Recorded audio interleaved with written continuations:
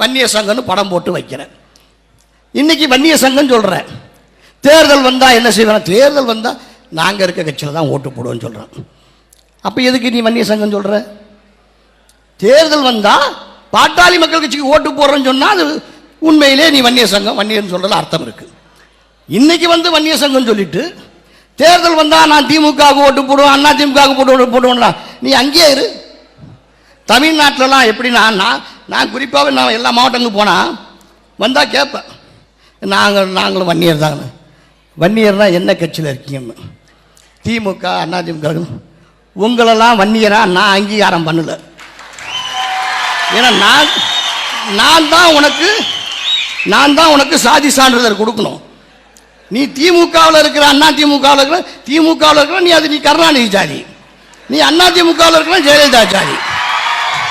ஒன்று நான் வன்னியரா அங்கீகாரம் பண்ண முடியாது. நீ வராத, அதை சொல்லிட்டு வராதுன்னு இப்படியே சொல்லுவேன். ஏன்னா நீ கட்சி தேர்தல் வந்தா நீ எந்த கட்சிக்காக ஓட்டு போடுவ, எந்த கட்சியில இருப்ப. உனக்கு பிரச்சனை பாதிப்புன்னு வந்தா மட்டும் இங்க நாங்க வன்னிய சங்கம் வன்னியர் எங்கள்கிட்ட வரணும். அப்ப நாங்க வந்து உங்களுக்கு நிக்கணும். உங்க பிரச்சனை ஒன்று வீட்டில் பிரச்சனை அப்படி இப்படி வந்தா அதுக்கு மட்டும் நாங்கள் வந்து நிற்கணும். இது எதுக்கு? ஆக சமூகம்னா நாமும் ஒரு பாட்டாளி மக்கள் கட்சி வச்சிருக்கோம். இதில் எல்லா சமுதாய மக்களும் இருக்கிறாங்க. நாமும் ஆட்சிக்கு வரணும்னு சொல்கிறோம். நீங்கள் வன்னியராக இருக்கிற நீங்கள் எல்லாம் எந்த கட்சியில் இருக்கணும்? இந்த கட்சியில் தானே இருக்கணும். நீங்கள் என்ன நினைக்கிறீங்க? இதில் இன்னொரு விதமாக போகிறீங்க.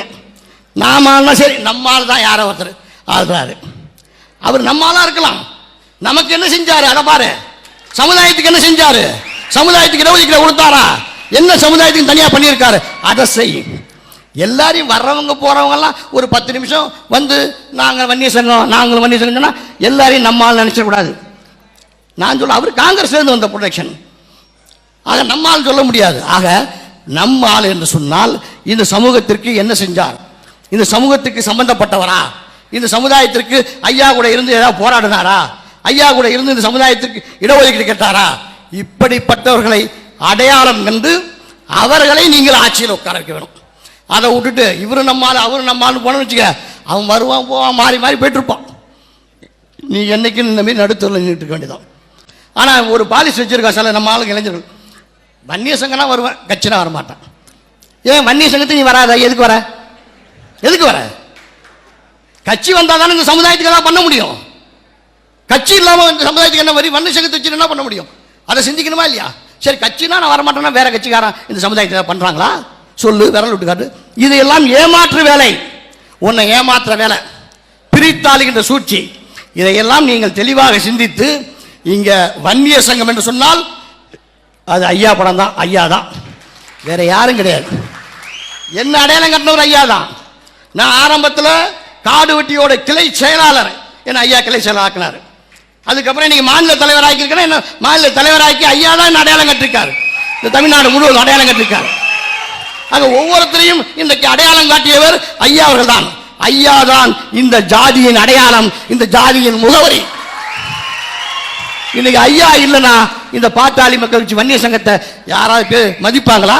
இந்த சமுதாயத்தை மதிப்பாங்களா? ஐயா வர்றதுக்கு முன்னாடி இந்த சமுதாயம் என்ன, அது இப்போ பள்ளிச்சாரி காசு கொடுத்தா ஓட்டு போடும், சாராயம் கொடுத்தா ஓட்டு போடுவோம், இப்படி தானே பேசுனா? உண்மை தானே நான் சொல்றது? இப்படி தானே பேசுனா? ஐயா வரதுக்கு முன்னாடி ஐயா வந்து பிறகு கொஞ்சம் மோசமான அவர் ஐயா இருக்காரு, கொஞ்சம் எச்சரிக்கையாக இருக்கணும். அது எப்போ வந்தது? அது ஐயா வந்த பிறகு தானே. இதை நாம் சிந்திக்கணுமா இல்லையா?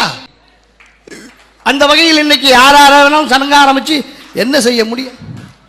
இந்த சமூகத்துக்கு மட்டுமல்ல, 108 109 சாதிக்கு மிகவும் பிற்படுத்தப்பட்ட சமூகம் என்ற ஒரு பட்டியலை உருவாக்கி இடஒதுக்கீட்டை வாங்கி தந்தவர் நமது இனமான காவலர் மருத்துவையா என்பதை தெரிந்து கொள்ள வேண்டும். இந்த இடஒதுக்கீடு கேட்டவுடன் கிடைத்து விடவில்லை. இதற்கு 80 வன்னிய சங்கம் ஆரம்பித்து 87 வரைக்கும் போராடி ஐயாவின் கால்படாத கிராமம் கிடையாது. இரவு பகல் என்று பாராமல் ஓயாமல் ஓடி ஓடி உழைத்து தந்தை பெரியாருக்கு பிறகு அனைத்து கிராமங்களுக்கு சென்று தனது பேச்சாற்றலின் மூலமாக இந்த சமூகத்தை ஒன்று கூட்டியவர் நமது ஐயா அவர்கள். 87 சாலை மறியல் அறிவித்தோம். அன்றைக்கு இருந்த அரசு அண்ணா திராவிட முன்னேற்ற கழக அரசு காட்டுமிராண்டித்தனமாக துப்பாக்கிச் சூட்டை நடத்தினார்கள். அந்த சாலை மறியல் வெற்றி பெறக்கூடாது என்று கலைஞர் அவர்கள் முப்பெரும் விழாவை நடத்தினார். ஒரே நாளில் 21 சொந்தங்கள் சுட்டுக் கொல்லப்பட்டார்கள். கேட்பதற்கு நாதி இல்லை. ஐயாவை சிறையில் அடைத்தார்கள். லட்சக்கணக்கான இளைஞர்கள் சிறைக்கு சென்றோம். நமது பெண்களின் தாலி அறுக்கப்பட்டது. லட்சக்கணக்கான வழக்குகள் போடப்பட்டது. இன்றைக்கு இருக்கின்ற எந்த ஒரு அரசியல் கட்சி தலைவர்களும் இது தவறு என்று சொல்லவில்லை. ஒரே நாளில் 21 பேரை சுட்டுக் கொன்று விட்டார்களே, இப்படி நடக்கலாமா என்று கேட்கவில்லை. லட்சக்கணக்கான இளைஞர்கள் சிறையில் அடைக்கப்பட்டார்களே, இதை தட்டி கேட்கவில்லை. நமது ஐயா அவர்கள் சிறை அடைக்கப்பட்டார்கள், அவரை விடுதலை செய்ய வேண்டும் என்று யாரும் சொல்லவில்லை. நாம் என்ன கேட்டோம்? இந்த சமுதாயத்தின் பிள்ளைகள் படிக்க வேண்டும், படித்த இளைஞர்கள் வேலைக்கு செல்ல வேண்டும், அனைத்து சமூகத்திற்கும் இடஒதுக்கீடு வேண்டும், தாழ்த்தப்பட்ட மக்களுக்கும் 20% உயர்த்தி கொடு என்று கேட்டார் ஐயா அவர்கள். இதை தான் கேட்டோம், வேறு ஒன்றும் கேட்கவில்லை. இதை கேட்டதற்கு 21 பேர் சுட்டுக் கொலை செய்யப்பட்டார்கள். நமது சகோதரிகளின் தாலி அறுக்கப்பட்டது. லட்சக்கணக்கான ஒரு சிறைக்கு சென்றோம். இப்படியெல்லாம் ஐயா அவர்கள் கஷ்டப்பட்டு உருவாக்கியதுதான் இந்த வன்னிய சங்கம் என்பதை நீங்கள் நினைத்து பார்க்க வேண்டும். இல்லை, யாராவது வன்னிய சங்கம் வச்சுட்டு சொல்றதா? இதை அவர் அண்ணன் தன்ராஜ் சொன்ன மாரி ஏதோ பொறுக்கி திங்கிறதுக்கு வேணா வச்சுக்கலாம். எதுக்கு வன்னிய சங்கம்? அதன் பிறகு ஐயா அவர்கள் முடிவு செய்தார்கள், இவ்வளவு கோடிக்கு 2.5 கோடி மக்களை வைத்துக் கொண்டு எத்தனை ஆண்டு காலம் போராடுவது? இந்த அரசியல் அதிகாரத்தை நாம் கையில் எடுப்போம், நாம் கையில் எடுத்து இந்த மக்களுக்கு நல்லது செய்வோம் என்று முடிவு செய்தால் பாட்டாளி மக்கள் கட்சியை உருவாக்கணும். ஆக இதற்கு எவ்வளவு கஷ்டப்பட்டிருக்கார் ஐயா அவர்கள். தமிழகத்தில் அவர் செல்லாத சிறைச்சாலை கிடையாது, அவர் மீது போடப்படாத வழக்குகள் இல்லை. எத்தனை வழக்குகள், எத்தனை சிறைச்சாலைகள் ஐயாவிற்கு. இவ்வளவு கஷ்டங்களை அனுபவித்து இந்த சமூகத்திற்கு இடஒதுக்கீட்டை வாங்கி தந்தான். இந்த சமூகத்துக்கு மட்டுமல்ல, 180 சாதிக்கு வாங்கி கொடுத்தான். இந்த வன்னிய சங்கம் துவங்கிய காலத்தில் நீங்கள் நன்றாக சிந்தித்து பார்க்க வேண்டும்.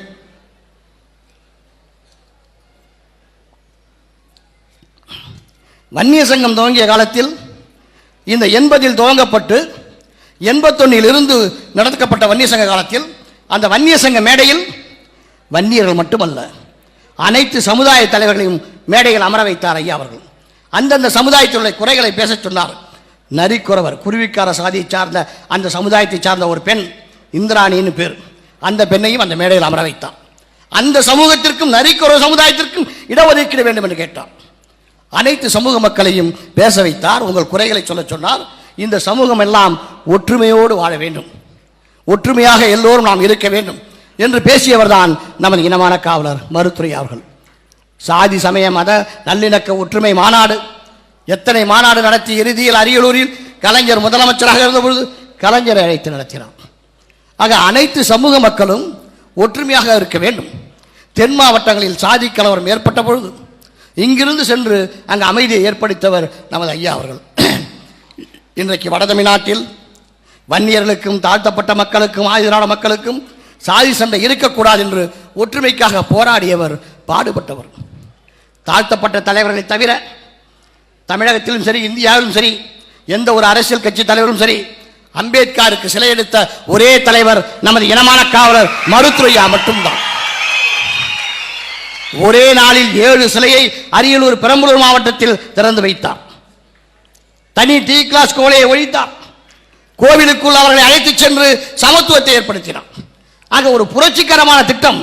அனைத்து சமூக மக்களுக்கு உண்டான உரிமை, உயர்ந்தவன் தாழ்ந்தவன் என்ற நிலை இல்லாமல் எல்லோரும் ஒற்றுமையாக வாழ வேண்டும் என்ற நிலையை உருவாக்கியவர் தமிழகத்தில் மருத்துரையா அவர்கள்.